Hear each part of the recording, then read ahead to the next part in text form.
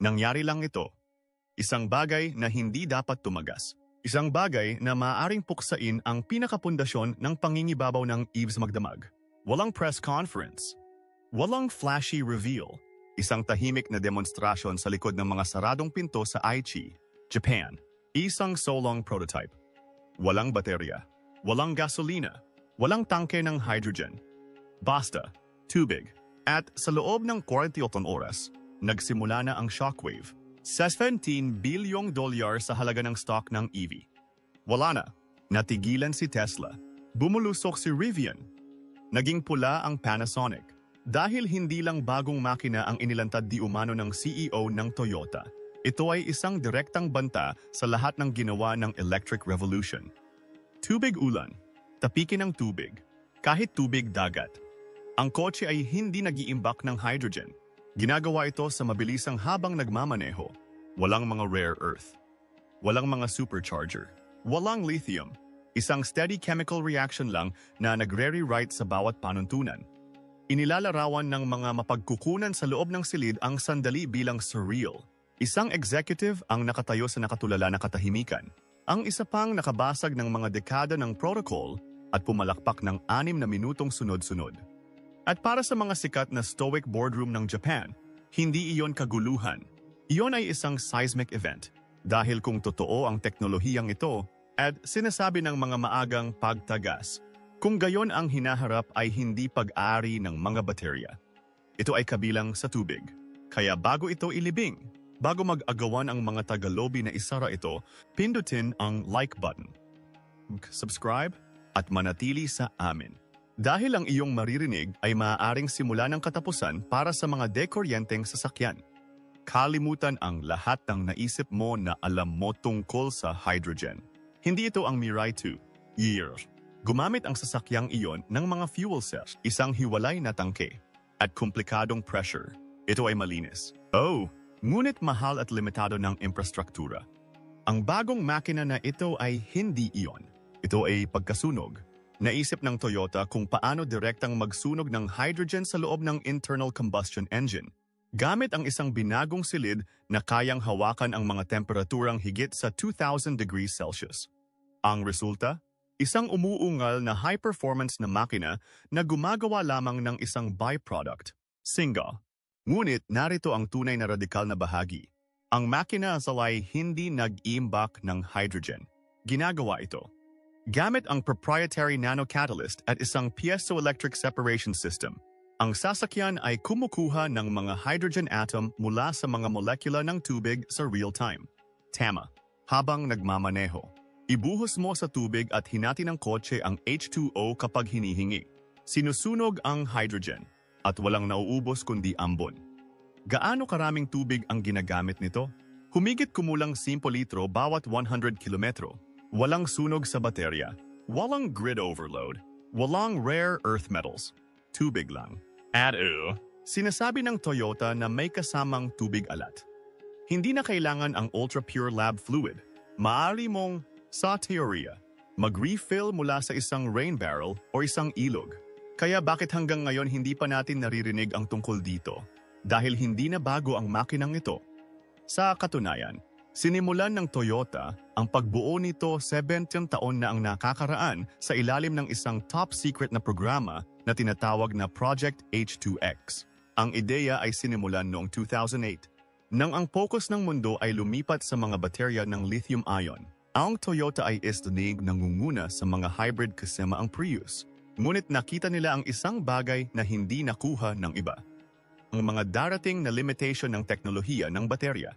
Kaya nagsimula silang magtrabaho ng tahimik sa isang alternatibong combustion. Isa na hindi umaasa sa pagmimina, pagsingil o cobalt ng mga supply chain. Noong 2012, ang Project H2X ay may mas prototype. Ngunit bigla itong nawala. Walang press release, walang libing, walang tagas, katahimikan lang. Sinasabi ng mga tagaloob na hindi technical na kabiguan ang pumatay dito.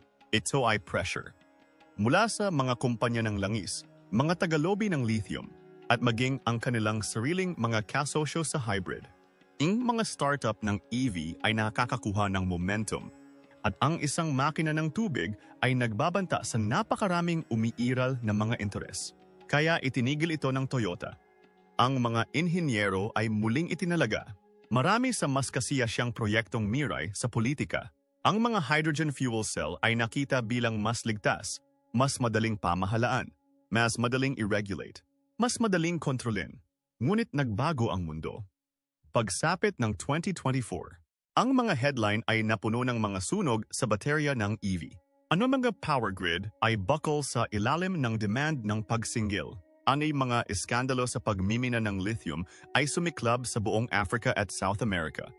At biglang, may nakita ang board ng Toyota na hindi nila nakita sa loob ng isang dekada. Isang pagkakataon. Ang Project H2X ay muling binuhay noong unang bahagi ng 2025. And so pagkakataong ito, hindi sila nagsimula sa simula. Hinukay nila ang mga prototype. 3 sasakyan na nakalock sa isang vault na kinokontrol ng temperatura sa Aichi Prefecture. Na-update gamit ang mga modernong sangkap. Ang bagong testbed ay napunta sa kalsada sa loob ng 5 buwan. At ang inihatid nito ay nagulat maging ang mga inhinyero na nagtayo nito. Bumibilis ang sasakyan mula 0 hanggang 60 sa loob ng port, 3 segundo. Mas mabilis kaysa sa Prius Prime at kapantay ng maraming EV. Ang pinakamataas na bilis nito ay 118 km bawat oras, na walang torque drop sa paakyat na pag-akyat. Saklaw, isang 760 kilometro ang panga-drop sa isang solong 50 litro na punan ng tubig. At ang proseso ng refueling, walang $2 milyong na istasyon ng hydrogen. Walang electric charger, isang garden hose lamang. Ikinonekta mo ito sa onboard port, i-flip ang switch, at wala pang 3 minuto, puno na ang tangke. At hindi tulad na mga EV, hindi mo kailangang maghintay ng oras para sa recharge. Walang saklaw na pagkabalisa. Walang pagkasira ng baterya sa paglipas ng panahon. Ang mas nakakagulat, ang pagpapanatili ay mas simple kaysa sa isang makina ng gasolina. Sinasabi ng mga inhinyero ng Toyota na ang mga rate ng pagkasira at pagkasira ay 42% mas mababa kaysa sa maihahambing na mga makina ng pagkasunog. Bakit? Dahil ang singaw ng tubig ang tanging tambutso. Walang carbon buildup, walang soot, at mas kaunting heat stress sa mga internal na bahagi. Ang nagsimula bilang isang inilibing na proyekto sa agham mula noong 2000s ay maaaring ang pinakamalaking existential na banta na naranasan ng industriya ng EV. At ang susunod na mangyayari ay maaring magpadala ng mga shockwave sa bawat gumagawa ng kotse, bawat minero, bawat startup ng baterya sa mundo. Dahil sa sandaling ito ay tumama sa mass production, nagbabago ang lahat. At sa sandaling ito, sinimulan na ng Toyota ang panloob na pagsubok sa maraming variant na handa sa production. Walang handa para sa pagyanig na ipinadala ng Toyota sa mundo ng electric vehicle. Kahit na Tesla. Dahil kung totoo ang nasa makinang ito, ang buong EV supply chain, ang lifeline ang pasampais ng isang industriya na nagkakahalaga ng mahigit $1 trillion, ay tinamaan lang ng isang tahimik at hindi nakikitang tsunami. Sa loob ng Giga Nevada ng Tesla, tahimik na pumasok ang takot. Anong may module mount na baterya na minsang nakita bilang core ng napapanatiling transportasyon ay biglang luma na. Lithium? Hindi na kailangan. Cobalt at nickel? Walang kinalaman. Ang 4 bilyong Panasonic na planta ng baterya sa Kansas? Isang ticking time bomb ng stranded capital. Ay mga executive more sa Lucid, Rivian, at maging ang mga legacy na Titan tulad ang GM ay iniulat na ipinatawag sa mga closed door na pagpupulong wala pang 24 na oras pagkatapos ng pagtagas ng prototype. Ano yung mga bulong ay pareho sa bawat boardroom. Kung totoo itong water engine, tapos na tayo. Ito ay hindi lamang mga materyales. Iyon ay ang infrastruktura. Libu-libong istasyon ng pagsingil sa buong US. Ang buong network ng supercharger ay naging hindi kailangan. Ang mga nagre-recycle na mga startup na nagtaya ng kanilang mga kinabukasan sa mga patay na lithium cell ay naglalaslas na ng mga tauhan. Nakita nila ang nakasulat sa dingding. Hindi mo nire-recycle ang hindi mo ginagamit. At nang magsimulang maunawaan ng industriya ang teknolohikal na lindol, nagsimulang dumaloy ang mga numero. Ang kabuuang halaga ng makina, 1,320. Mas mababa sa 1/3 ang halaga ng isang karaniwang EV drivetrain. Walang onboard na mga bangko ng baterya. Walang high-voltage inverters. Isang maliit na tangke lamang ng tubig, isang hydrogen separator, isang piezoelectric converter, at isang supercapacitor na kasing laki ng isang lunchbox. Ang gastos sa pagpapatakbo, isang nakakagulat na $0. 8 bawat milya. Hindi yan typo. Ihambing iyon sa $0. 3 kada milya para sa karamihan ng mga EV na mas mura kaysa sa gas at naging nuclear ang ekonomiya. Kahit na ang pagsasaalang-alang sa buong produksyon ng sasakyan at pagkukunan ng enerhiya, ang panghabambuhay na emisyon ng sasakyang pinapagana ng tubig na ito ay 78% na mas mababa kaysa sa pinakaberdeng Tesla. Kabilang ang pagmamanupaktura. At tapos ay dumating ang kicker. Break-even point. 1. 4 na taon. Ganyan kabilis mabawi ng isang karaniwang user ang buong premium sa pamamagitan ng pagtitipid sa gasolina. Pagkatapos nito, halos libreng transportation. Walang katiyakan. Kaya anong uri ng mahika ang inilibing sa loob ng bagay na ito?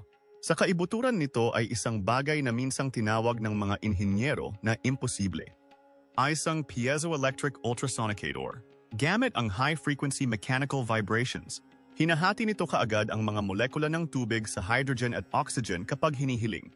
Hindi nakaimbak, hindi nakakompress, hindi sumasabog. Ang hydrogen ay nagpapakain sa isang maliit na silid na pagkasunog, habang ang oxygen ay pinatalsik o muling sinisipsip. Ang enerhiya ay nabuffer hindi ng isang lithium-ion pack, ngunit sa pamamagitan ng isang siksik na supercapacitor array na nagpapatatag ng kasalukuyang at nagre-recharge mula sa sariling kinetic motion ng kotse. Malamig na simula? Na-verify sa minus 22 degrees Celsius. Ibig sabihin, gumagana ito sa taglamig. Mga emission? Na-verify sa lab. Bakas ang mga patak ng oxygen at tubig. Yun lang. Walang NOx. Walang CO2. Walang smog. Ang singaw ng tailpipe sa isang malamig na umaga ay ang tanging palatandaan na kahit ano ay tumatakbo. At marahil ang pinaka-critical, walang tangke ng hydrogen, walang compression, walang panganib sa sunog. Ang makina ay bumubuo ng kung ano ang kailangan nito habang ito ay nagmamaneho, tulad ng isang portable power plant na tumatakbo sa tubig at hangin. Kaya bakit hindi nagsasaya ang mundo? Dahil ang ilang napakakapangyarihang tao ay galit na galit. Sa loob ng 40 oras ng pagtagas, ang mga regulator ng European Union is naiulat na naglabas ng panloob na direktiba upang suriin ang lahat ng synthetic na gasolina at alternatibong mga pamantayan ng hydrogen. Pagsasalin, humanap ng paraan para siraan ito. Ang mga taga-lobby ng langis sa Texas na nabulag sa isang pinagmumulan ng gasolina na hindi nagsasangkot ng pagbabarena, mga pipeline o pagpino, ay tinawag ang anunsyo na isang PR stunt. Kahit na pribado silang nagsimulang maglobby para sa mga protection sa buwis sa pang-emergency na gasolina. Isang senador ng US ang umano'y nagbalangkas ng panukalang batas na nagmumungkahi ng buwis sa paggamit ng tubig para sa non-agricultural vehicular consumption. Nagsimula na ang reverse engineering. Ang Ministry of Economy ng Japan ay iniulat na binigyan ng babala na ang intelektual na pagnanakaw ay hindi maiiwasan ngayon. Habang kumalat ang balita, gumawa si Tesla ng isang nakakagulat na hakbang. Sinuspende ang lahat ng mga pag-upgrade sa Cybertruck drivetrain.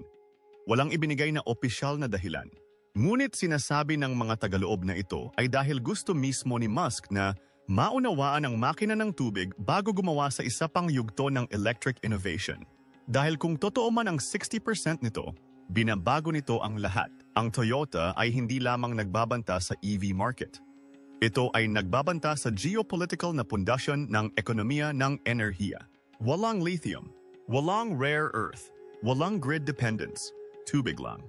Ang isang salita ay sapat na upang magdulot ng gulat sa mga industriya, kontinente at ideolohiya dahil ang tubig ay hindi kontrolado. Hindi ito maaring isa pribado. Ito ay hindi maaring fracked. At kapag ginawa itong pinagmumulan ng panggatong ng teknolohiya sa hinaharap, hindi mo lang ginugulo ang enerhiya. Isinulat mo muli ang sibilisasyon. At ang tunay na laban? Nagsisimula pa lang yan. Ang unang nasawi, pera. Ang lindol sa pananalapi ay hindi huminto sa Silicon Valley. Ilang oras lamang matapos mabunyag ang sikreto ng Toyota, dumugo ang halaga ng mga pamilihan ng langis, ang Saudi Aramco. Ang koronang hiyas ng pangingibabaw ng petrolyo ay nawalan ng nakakagulat na 41 billion sa market capitalization sa isang araw ng kalakalan. Hindi yan soso. Iyan ay isang rupture. Sa buong mundo, ang trilyong dolyar na sovereign wealth fund ng Norway ay huminto sa mga agresibong pamumuhunan sa pagmimina ng lithium. Sa loob ng maraming taon, itinalaga nila ang EVs upang maging hinaharap. Magdamag, pumutok ang kanilang bolang kristal. Nagsimula silang mag-unload ng mga bahagi sa mga startup ng lithium bago pa maiikot ng media ang kwento. Samantala, ang India, tahimik ngunit sinasadya, ay nagsimulang magpahiwatig ng interes sa pagiging isang water engine manufacturing hub sa 2026. Iminumungkahi ng mga leaked meeting memo na ang mga matataas na opisyal ay nakipagpulong sa Asia-Pacific Division ng Toyota halos 48 oras pagkatapos ng pagtagas na tumitingin sa rural refueling infrastructure at military adaptation sa Himalayas. Ang Japanese yen, na matagal nang nabugbog ng inflation, ay muling nabuhay. Ang stock ng Toyota ay sumabog ng 4% sa isang sesyon ng kalakalan, ang pinakamalaking pakinabang sa isang araw sa modernong kasaysayan ng kumpanya. At sa isang twist na walang pagtataya ng analyst, pumasok ang Russia sa chat. Ang mga tagaloob ng Kremlin ay di umano'y nagliliwanag ng isang fast-track na programa upang iakma ang makina para magamit sa mga tangke, logistics truck, at anmaging sa mga submarine drone prototype. Ngunit tulad ng pag-aagawan ng mundo upang mahuli, mas maraming sikreto ang tumagas. At sa pagkakataong ito ay hindi ito mula sa Toyota. Noong unang bahagi ng Hunyo, ang mga anonymous na inhinyero na napabalitang bahagi ng isang natanggal na subcontractor team ay nag-post ng mga maling eschematiko ng piezo-catalytic hydrogen separator sa isang whistleblower forum. Sa loob ng ilang oras, ang mga dokumento ay na-download ng mahigit 4 milyong beses. Kinumpirma ng opisina ng patent ng Japan na ang teknolohiya ay maikli na nairehistro noong 2023 at pagkatapos ay misteryosong binawi. Lumaki ang hinala na pinilit na tumahimik ang Toyota hanggang ngayon. Ano yung mga panloob na memo mula sa mga division ng pananaliksik sa Nagoya at Tsukuba ay nagsiwalat ng isang bagay na mas mapangahas. Nag-deploy na ang Toyota ng 10 test fleets sa 3 kontinente sa ilalim ng mga dummy na kumpanya. Isang prototype ang nasubok sa bukid sa kanayunan ng Kenya, maputik na kalsada, matinding init, mga pagbabago sa elevation. Ang resulta, 0 pagkasira ng pagganap. Sa katunayan, kinumpirma ng mga bagong ulat sa lab na kahit sa mga selyadong kapaligiran, tulad ng mga tunnel or underground na garage, ang mga emisyon ng makina ay nanatiling hindi nakakalason. Tanging singaw ng tubig at bakas ang oxygen. Walang carbon dioxide, walang nitrogen oxide, walang soot, kahit na natitirang hydrogen. Napakalinis noon na maaari mong malanghap ang tambutso. Ngunit hindi lahat ng bagay ay perpekto.